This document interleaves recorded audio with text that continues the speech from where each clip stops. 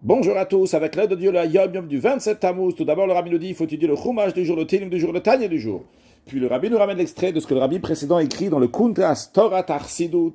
Il raconte là-bas une anecdote qui s'est passée avec un des élèves du Admour Hazaken. L'Admour Hazaken avait des élèves qui avaient des qualités exceptionnelles, des très très grands érudits, et ils étudiaient la Chassidut en plus de leurs énormes connaissances. Et un de ses élèves, de ses érudits, qui était très brillant et très renommé, avant de venir chez l'Admour Hazaken, il faisait partie des adversaires de la Chassidut. Et il faisait partie donc des Ilouim, qui étaient très connus, donc des gens qui étaient très renommés pour leur connaissance de profondeur en Torah. Lorsqu'il est venu chez l'Admour Hazaken, dans la ville de Lyozna, où se trouvait l'Admour Hazaken, il a étudié avec assiduité la Chassidut, avec ses grandes capacités. Pas longtemps après, il a acquis une grande connaissance large et étendue dans la Chassidut. Et il s'approfondissait dans les sujets de Chassidut plusieurs heures. D'ailleurs, le rabbi précédent raconte qu'une fois cet élève-là, il était faible, il était fatigué, des problèmes de santé, et quand c'était le 10 Tevet, donc après le jeûne, il voulait aller dormir. Mais avant d'aller dormir, il faut lire le Kriyat Shema Lamita, il faut lire le schéma avant d'aller dormir, comme un chassid le fait. Avant de lire le Kriyat Shema, il est parti donc se laver les mains, et il s'est mis à côté de la fenêtre, et il a lu le schéma, il a commencé à approfondir dans le sujet de Chassidut, il faisait déjà jour. Tout ça pour dire combien il s'approfondissait dans le sujet de Chassidut. Et lorsqu'il est rentré dans son première entrevue chez l'Admour Hazaken, il a demandé « Rabbi, qu'est-ce qu'il me manque ?» L'Admour Hazaken lui a répondu « Il te manque rien ?» C'est-à-dire que l'Admour Hazaken lui-même dit que il est extraordinaire. Tu crains Dieu, tu es versé dans l'étude. Mais, il y a quelque chose. C'est qu'il faut enlever le chametz de ta personne.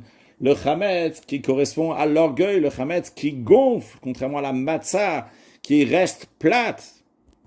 Donc il faut enlever cet orgueil, cette auto-satisfaction, faire rentrer de la matzah, le bitoul, l'annulation.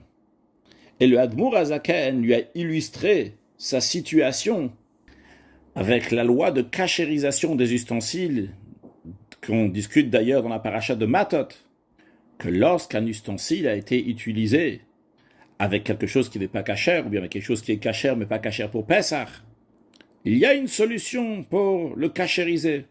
C'est lui faire un liboun, le chauffer à rouge.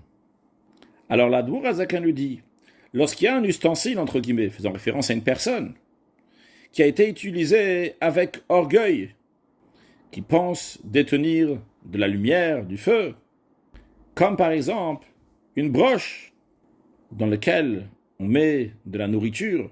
Donc la broche pousse la nourriture pour rentrer dans la nourriture.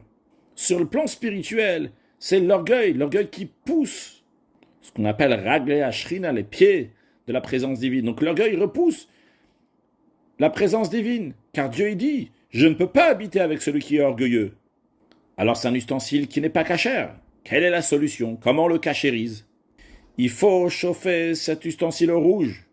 Sur le plan spirituel, cela veut dire que tous les étincelles de purification vont être absorbés dans la lumière véritable. C'est-à-dire que de la même manière que lorsqu'on chauffe au rouge, il y a des étincelles qui sortent de l'ustensile, de la même manière aussi, sur le plan spirituel, que toutes les étincelles de la personne vont s'unir dans le feu de Akadosh Baruch Hu.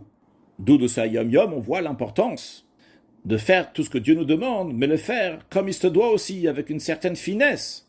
C'est bien et c'est important de tout faire. Comme cette personne-là, elle faisait tout, elle avait la crainte de Dieu, il étudie bien, mais il manque un nettoyage, de changer totalement. L'idée que même un tzadi qui peut faire tchouva. Ça, c'est un chidouche que la Chassidut, elle a insisté sur le fait que même un tzadi peut faire tchouva, que la Kadosh Baruch Hu fasse, qu'on va voir la venue de Mashiach, à ce moment-là, Mashiach va faire tchouva au tzadikim, un excellent yom.